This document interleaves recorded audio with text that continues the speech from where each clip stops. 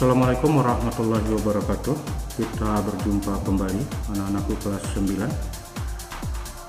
Pada kesempatan ini kita berbicara kembali tentang teks cerita pendek. Jadi pada pertemuan kali ini kita fokus kepada unsur-unsur intrinsik atau unsur-unsur pembangun dari sebuah cerita. Nah, seperti kita ketahui bahwa cerita pendek merupakan salah satu karya tulis yang berupa narasi fiktif. Nah, dari isi cerita biasanya hanya fokus pada satu permasalahan atau konflik.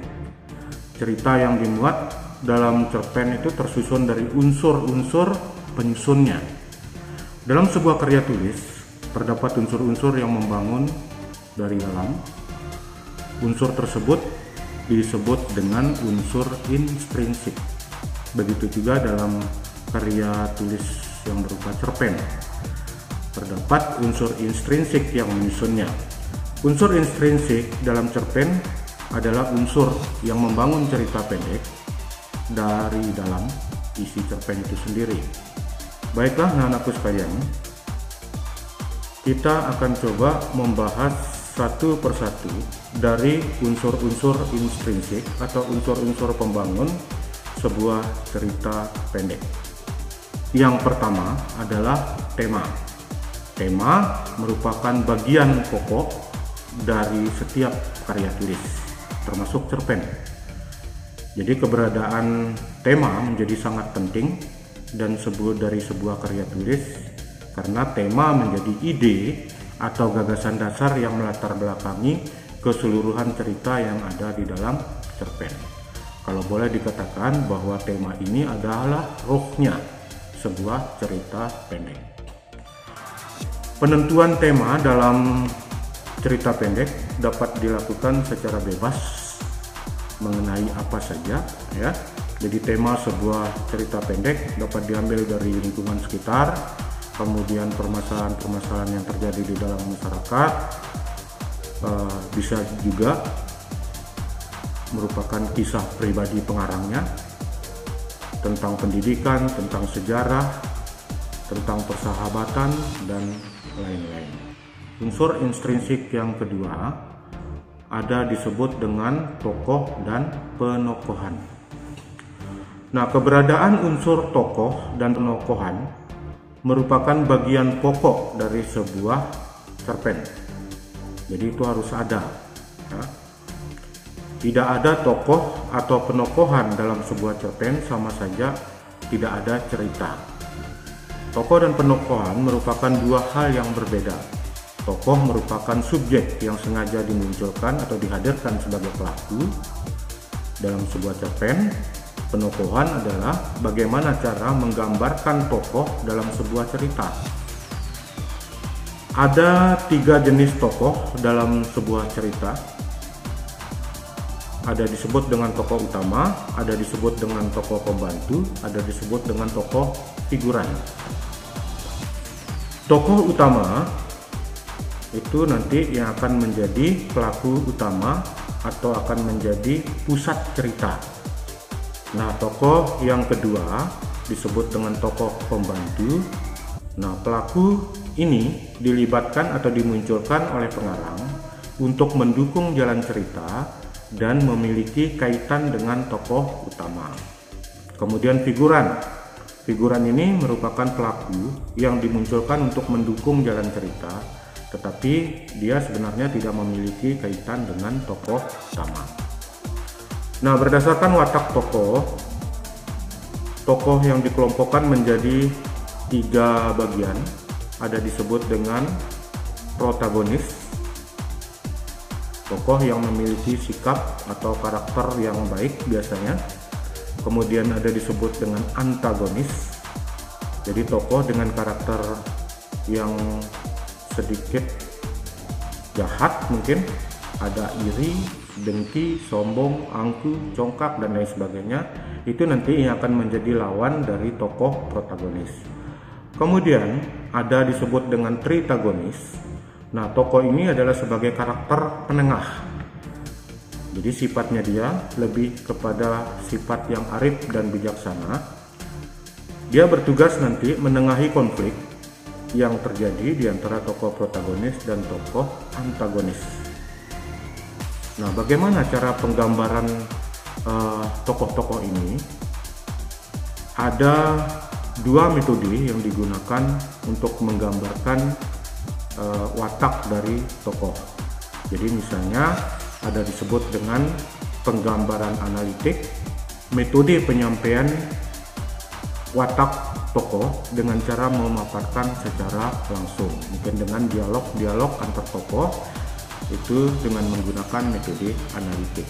Ada juga menggunakan metode dramatik, metode penyampaian sifat tokoh secara tersirat, biasanya disampaikan melalui tingkah laku tokoh dalam cerita, bisa juga disampaikan melalui lingkungan tempat tokoh itu berada. Kemudian yang ketiga disebut dengan unsur alur atau plot cerita. Jadi alur adalah urutan jalan cerita untuk menyampaikan urutan kejadian yang diinginkan oleh penulis. Tahapan alur cerita sebuah bacaan terdiri dari tahap perkenalan, kemudian ada penanjakan, kemudian ada klimaks, anti klimaks, dan penyelesaian.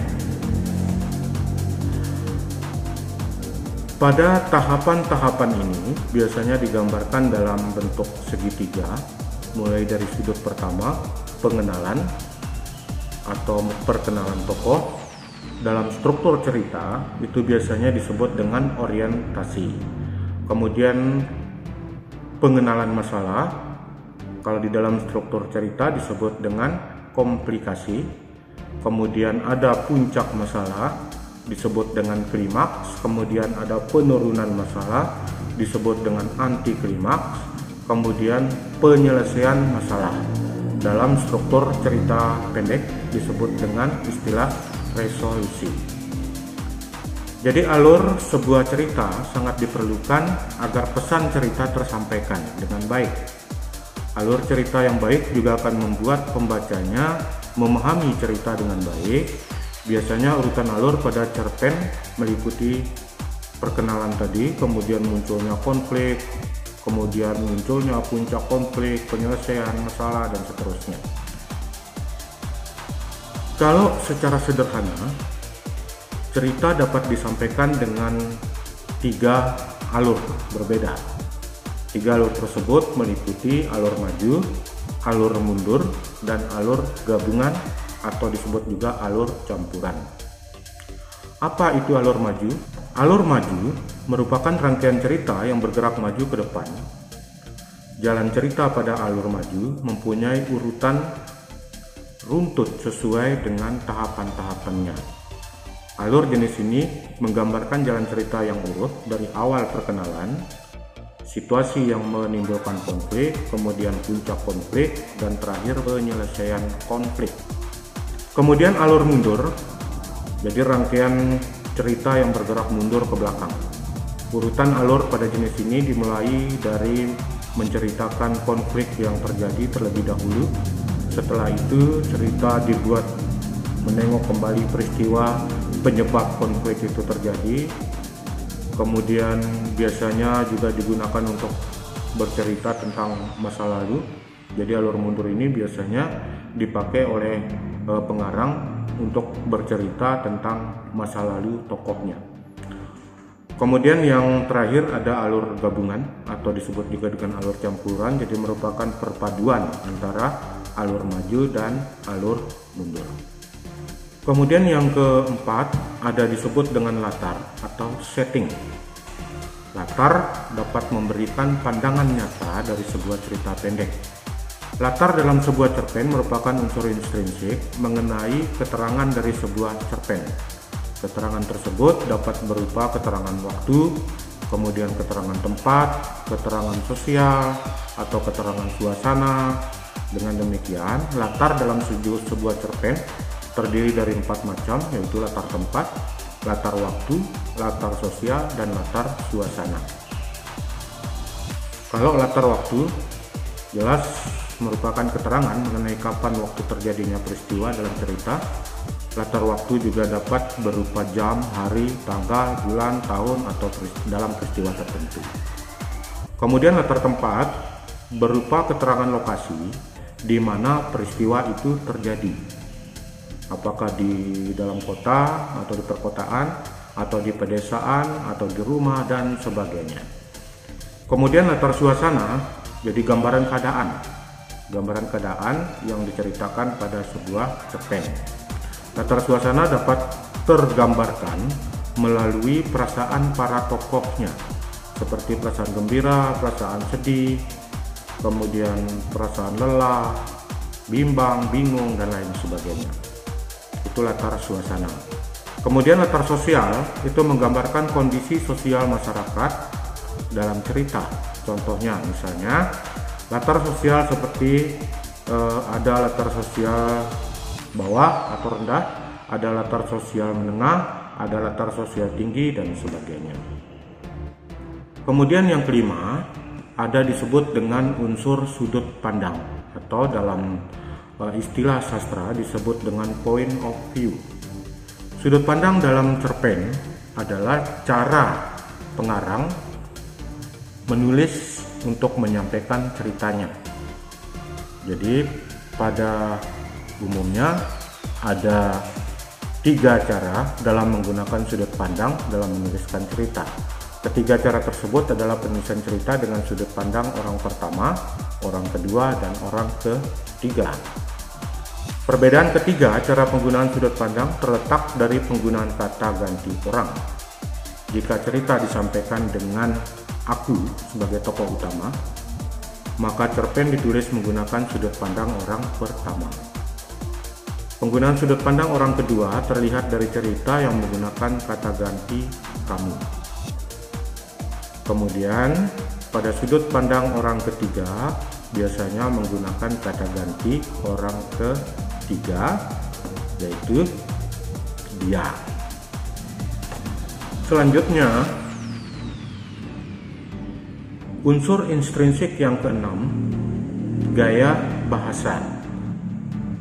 Jadi gaya bahasa ini adalah gaya bahasa cara penulis, ya. Gaya bahasa cara penulis menyampaikan cerita.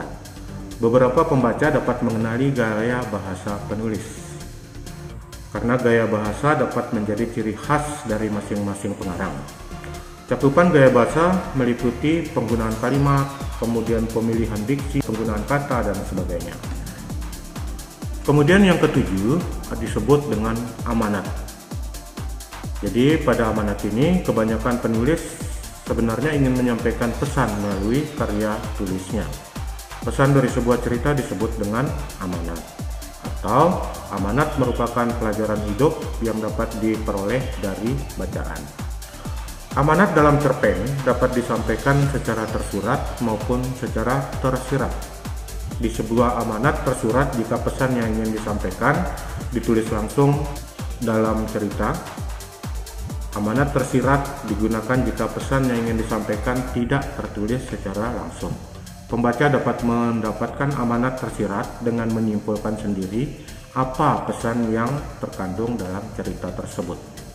Demikianlah anak-anakku sekalian tentang unsur-unsur intrinsik yang terdapat di dalam sebuah cerita pendek.